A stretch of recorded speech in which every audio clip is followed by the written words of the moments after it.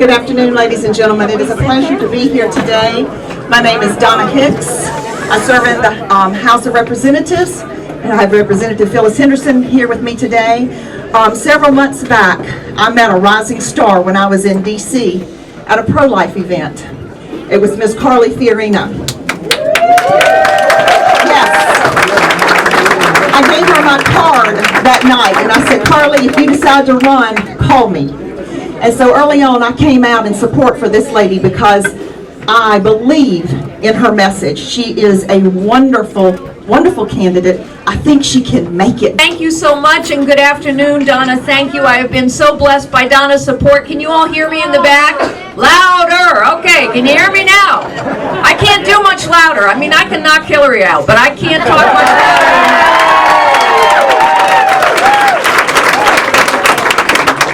Okay, let's just start with a simple question, okay? How many of you would like to see me debate Hillary Clinton?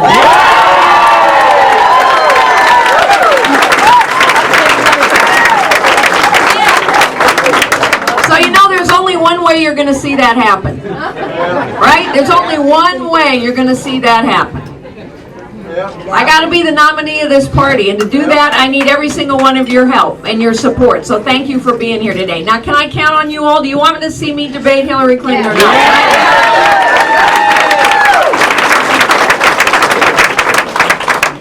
Thank you so much. You know, I had a lot of fun on Thursday night, and I'm not even talking about the happy hour debate, although that was fun too. What was really fun was going on MSNBC and taking on Chris Matthews.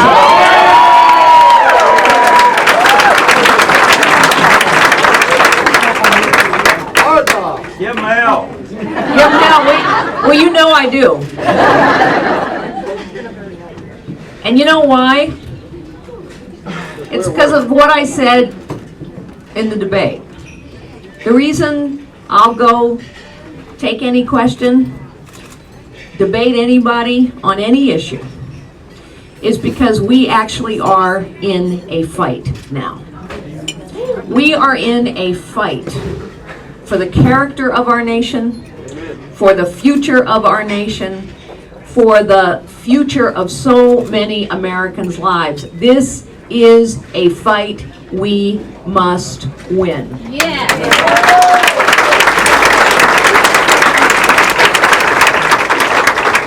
You know, as many of you know, I started out as a secretary. I typed, I filed, I answered the phones for a little 9-person firm, a real estate company. Having lived and worked and traveled all over the world, I am keenly aware that it is only in this nation that a young woman can start out typing and filing in the middle of a deep recession, go on to become the chief executive of the largest technology company in the world, and run for the presidency of the United States.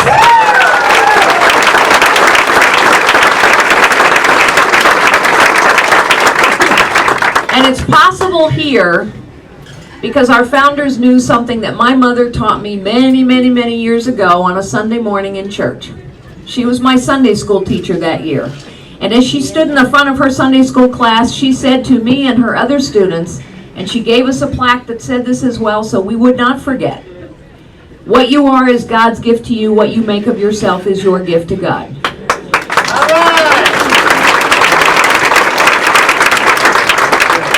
Our founders knew that everyone has God-given gifts. They knew, as I have learned over and over again in my life, that everyone has potential. And so they founded a nation on a visionary idea. And that idea was that here, everyone has the right to fulfill their potential, to find and use their God-given gifts. That is what they meant when they said life, liberty, the pursuit of happiness. And they said, and this was the radical part, that that right came from God and cannot be taken away by man or government.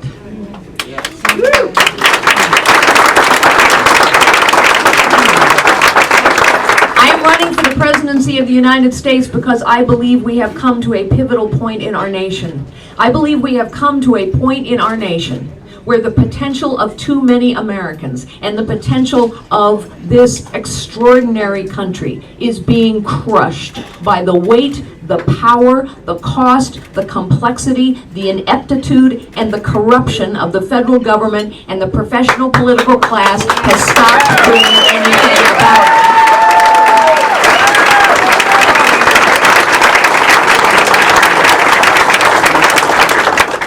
Sometimes people ask me, how did you go from being a secretary to CEO? And the truth is, I never had a plan to do that. But I found that I ran to problems.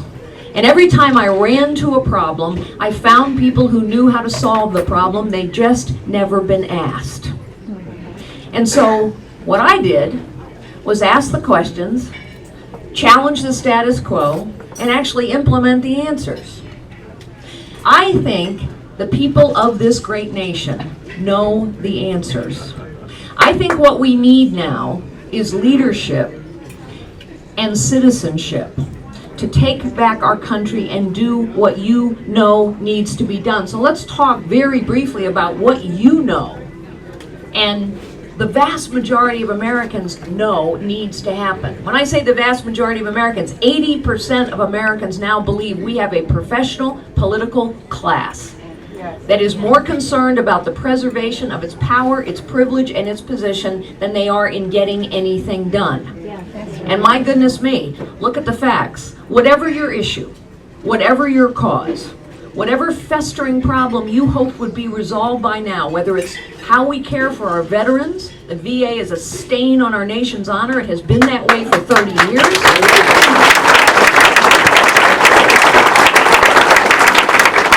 Whether it's an insecure border, that's been that way for 30 years. Whatever it is, the political class has let you down.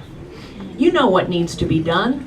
We need to disentangle people's lives from the webs of dependence that have been woven around them for 25 years.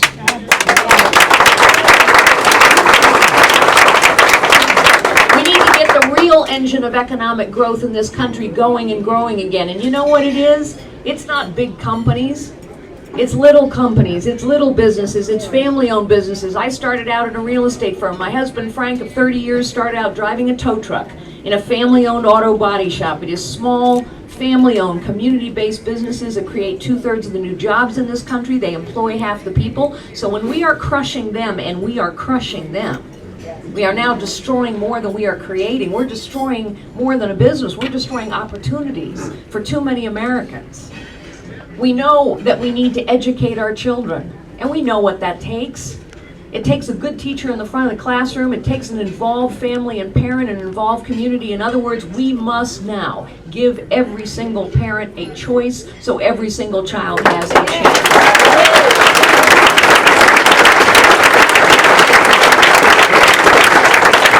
We know we actually finally have to challenge the status quo of Washington, D.C.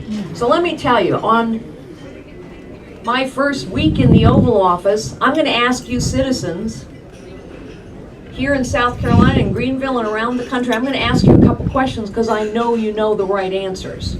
But I'm going to ask you for a very specific purpose, and that is to put pressure on the political class to do something. So, on the first weekly radio address, I will ask you to take out your smartphones. My first question will be this: do you think we ought to know where your money is being spent?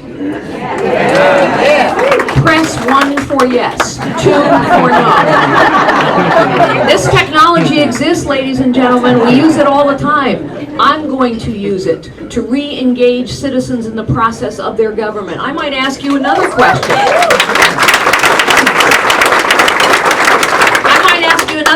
I might ask you, do you think that we ought to be able to fire federal government employees who watch pornography?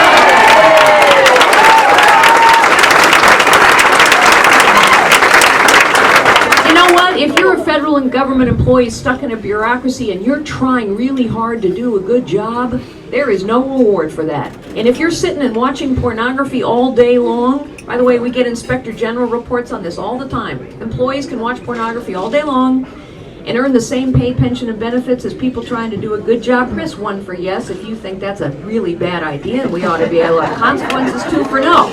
You know the answer to these things. The reason I will ask citizens is because you know what needs to be done. You know that every government agency has gotten bigger for 50 years. You know we need to cut them down to size and hold them accountable. 18 trillion. And there you go, 18 trillion. And how do we reduce debts and deficits, ladies and gentlemen? There are only 2 ways. There are only 2 ways. Grow the economy, cut spending. Grow the economy, cut spending. You know the answer. It's just we never do it. We're going to do it together. And finally, you also know that when America does not lead in the world is a very dangerous and a tragic place.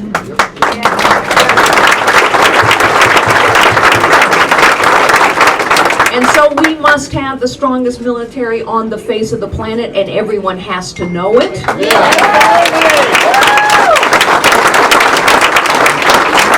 We have to care for those who have served us.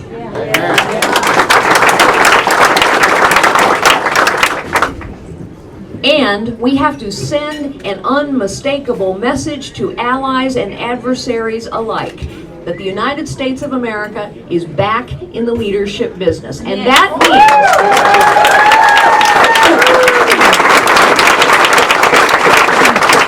and that is why on day 1 in the Oval Office, I will make 2 phone calls. The first will be to my good friend Bibi Netanyahu to reassure him we will stand with the state of Israel always.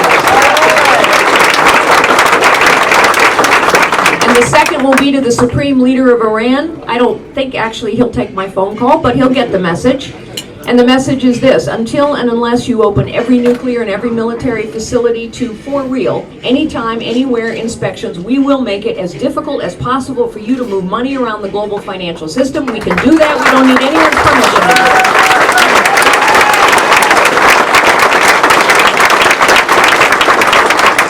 I have met Vladimir Putin, and I will not call him because we have talked way too much to him.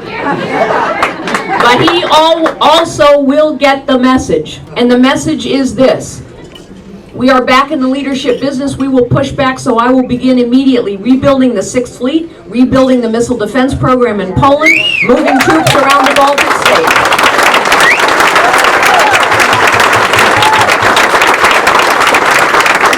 I have met virtually all of our Arab allies as well, and so I know that they know that ISIS is their fight. They have asked us for very specific things, so I will hold a Camp David summit. King Abdullah of Jordan, a man I've known for 15 years, has been asking us for bombs and materiel. We haven't provided them to him, so he's going to China now instead. The Egyptians are asking us to share intelligence. The Kurds have been asking us to arm them.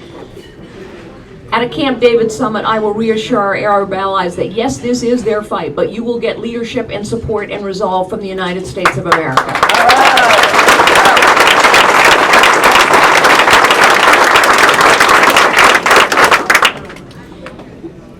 You know, I get asked a lot of interesting questions when I go on these shows. One of the most interesting questions I got was whether or not I thought a woman's hormones prevented her from serving in the Oval Office. So I just want to ask the question, can any of you think of an instance in which a man's judgment might have been clouded by hormones? Anyone at all?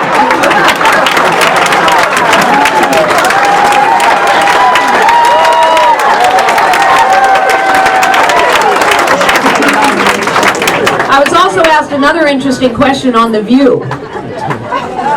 Maybe you all don't watch The View, but a lot of people do.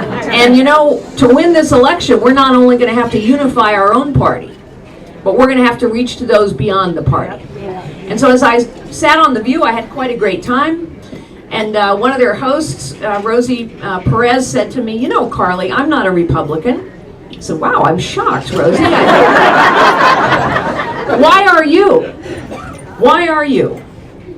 And I said this: because I know no one of us is any better than any other one of us. Every one of us is gifted by God. every one of us wants to live a life of dignity and purpose and meaning. That is the core of who we are, ladies and gentlemen. It is progressives who have the ultimate disrespect and disregard for other people's lives, other people's gifts, and so they are willing to sacrifice others' lives, others' livelihoods at the altar of their ideology. This is the fight we must have. Yes.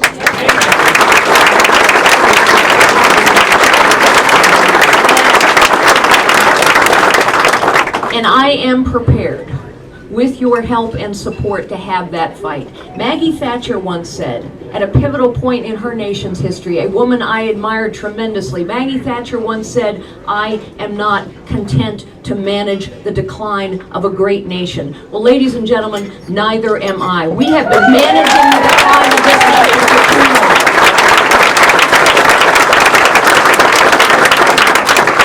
I am prepared, with your help and your support and your prayers, to lead the resurgence of this great nation.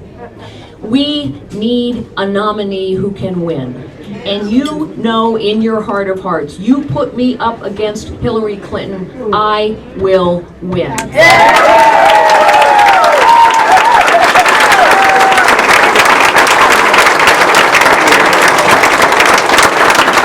And when that election is over, we also need a president in the Oval Office who knows how to do the job.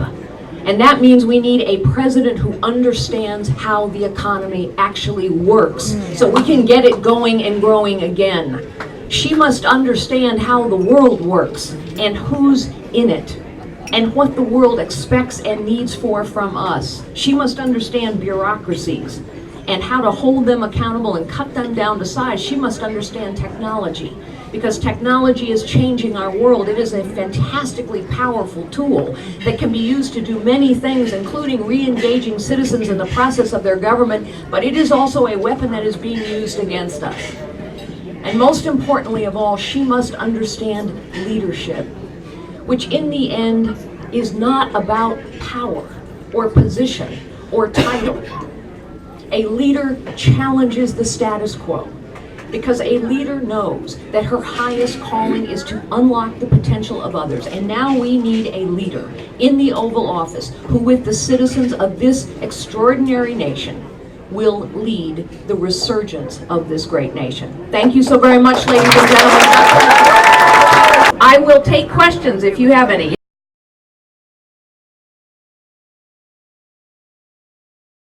The question is, can we pay it back and how? Yes, and it's the same. Look, none of this is why I said you all know the answers. We all know the answers. What's the one way you reduce debt? Hello. It's not rocket science. You stop spending and you have to get more revenue in the door, right? Which is why the only way to deal with this is grow the economy, cut spending. Grow the economy, cut spending. The good news is, ladies and gentlemen, that if we cut spending in the right ways, we do grow the economy. So let me just give you an example. Remember the financial crisis, right? The financial crisis actually was caused by who? Fannie Mae and Freddie Mac. No reform has been done of Fannie Mae and Freddie Mac. They're still churning along in the home mortgage. The government has no business being in the home mortgage business. But then it got worse. There were 25 federal government agencies that were supposed to be minding the store during the financial crisis. None of them did their jobs. Guess what? They're all still there. They're all still doing whatever they're doing. We need to fundamentally reform that. 3, what else did we do? We passed, not everybody did, but Dodd-Frank got passed. And you know what Dodd-Frank did? It created a whole brand new agency called the Consumer Financial Protection Bureau. By the way, that bureau is looking into all of our credit card statements as we speak. Another vast bureaucracy. But Dodd-Frank did something else. It took 10 banks too big to fail and turned them into 5 banks too big to fail. And meanwhile, thousands of community banks have gone out of business.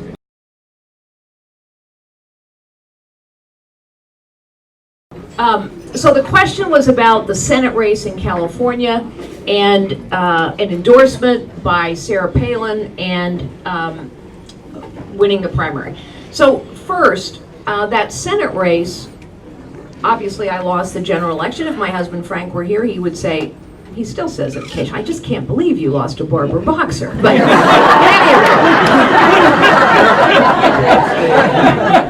we did lose that general election. But in the course of that, we won more Republican votes, more Democrat votes, and more independent votes than virtually any Republican running anywhere in the nation.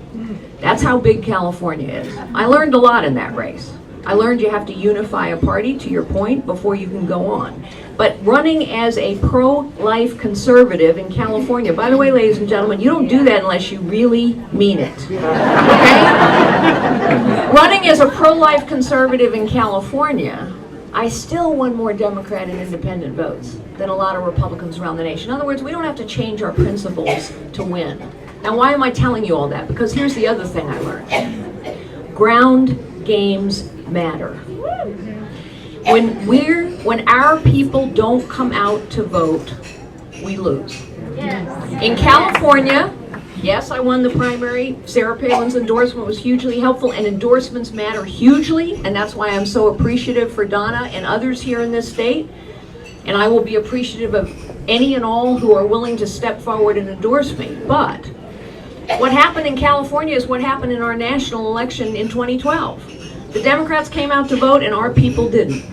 We had 6 million people who did not vote in 2012. Ladies and gentlemen, I will do my part. I promise you I will do my part. I will work hard every day, day after day, and perhaps you know me well enough now by now to know I will not falter. But you must do your part, and you have a real part to play. You can help me by going on to carlyforpresident.com. You can help me most especially by talking to every friend and neighbor and colleague and person you work or worship with. You can talk to them now and keep talking to them so that they understand that they will make a difference. This was intended to be a citizen government of, for, and by the people. And what that means is citizens like you who care enough to show up here and sit in this wonderful restaurant, but it's a little hot in here right now and most of you aren't eating. You care enough to show up and listen to a candidate on a Sunday afternoon, but not everybody cares that much. You can make a huge difference to make sure that everybody does care enough. So, if you want to help me, yes, endorsements are important, but I'll tell you what's even more important, every single one of you walking out of here and saying, we are going to help elect Carly Fiorina to the White House in 2016.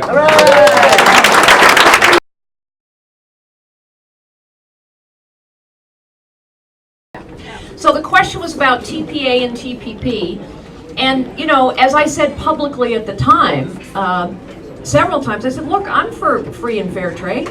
I am, because if it's free and it's fair, we're going to win. We have the best products, we have, more importantly, we have the most competitive workers in the world. But I know a lot of trade deals that aren't fair, and they're not free. And when I don't know what's in something, then I don't know what's in it. But what I do know is this administration is lousy at negotiation. Really lousy. So my question was, and has been, show us what's in this. So it was amazing to me to see all these Republicans rushing to get this through when we don't know what's in it, and neither do they. You know what this is called, honestly, ladies and gentlemen? It's called crony capitalism. I led a big company. $90 billion almost by the time I left. And I know that if I didn't like what government was doing, we could hire the lawyers, the accountants, the lobbyists to influence, to figure out how to make all that complexity work for us, but the 9-person real estate firm cannot. So, what we actually need is a president of the White House who will be transparent.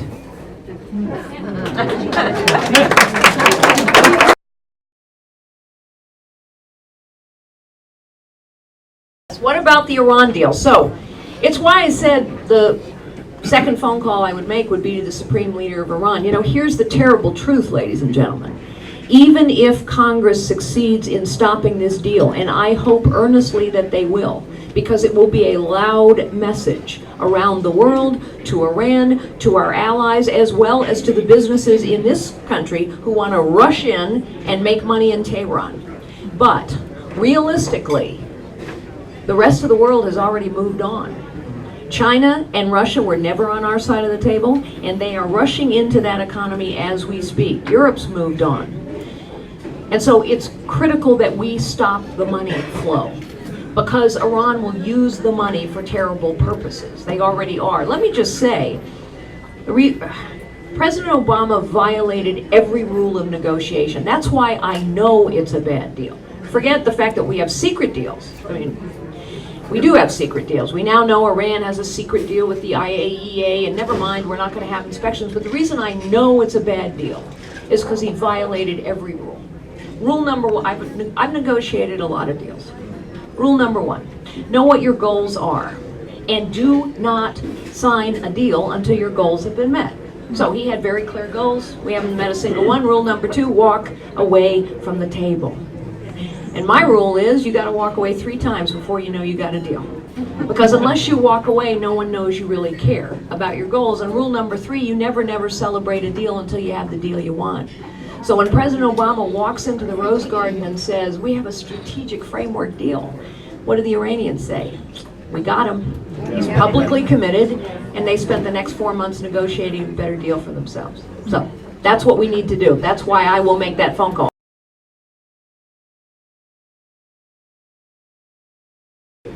It's a great question. I mean, I have supported exceptions. Only because, not because that life isn't any more precious, but because if a woman has been subjected to the violence of rape or incest, I think I am prepared to leave that decision between her and her God. These Planned Parenthood videos are a moment in time to have a different conversation with people. I have been on many television shows talking about this. I truly believe this has nothing to do with whether or not you are pro-life or pro-choice. I am pro-life. I'm sure many of you, if not most of you here, are pro-life, but there are women who are pro-choice, who are horrified by these videos. This now has to do with the character of our nation, and it's an opportunity to have a conversation.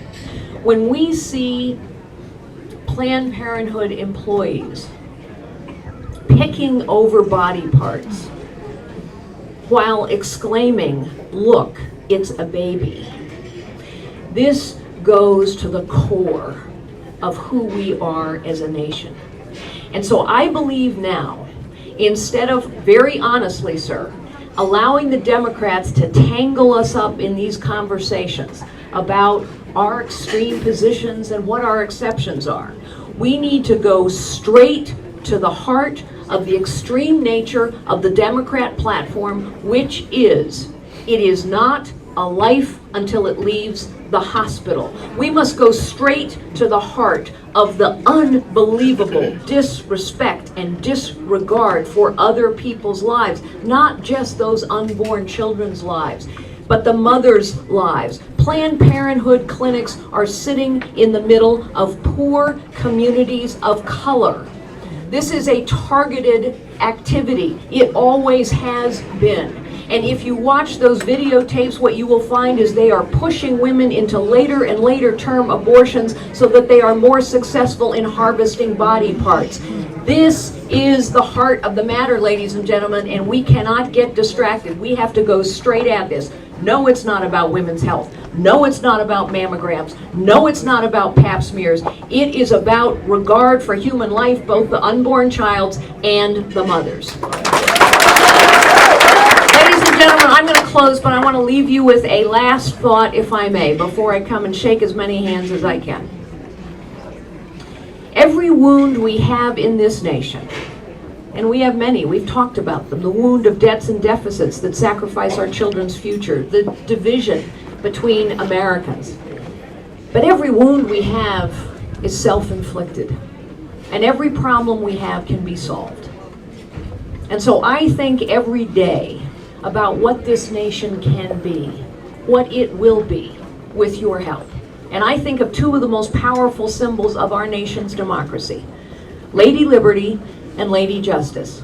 Picture in your minds for a moment Lady Liberty. She stands as our nation always must, tall and strong. She is clear-eyed and resolute. She doesn't shield her eyes from the realities of the world, and yet she faces out into the world, which is the way we must always face. And she holds her torch very high, because she knows she is a beacon of hope in a very troubled world. And Lady Justice holds a sword by her side, because she is a fighter. She is a warrior for the values and the principles that have made this nation great. She holds a scale in her other hand. And with that scale, she is saying to us, all of us are equal in the eyes of God. And so all of us must be equal in the eyes of the law and government, powerful and powerless alike. And she wears a blindfold. And I think she is telling us with that blindfold that it must be true, it can be true, that in this nation, in this century, it truly doesn't matter what you look like. It doesn't matter who you are. It doesn't matter how you start, and it does not matter your circumstances. Here in this nation, every American's life can be filled with the possibilities that come from their God-given gifts, with liberty and justice for all. Thank you so very much, ladies and gentlemen.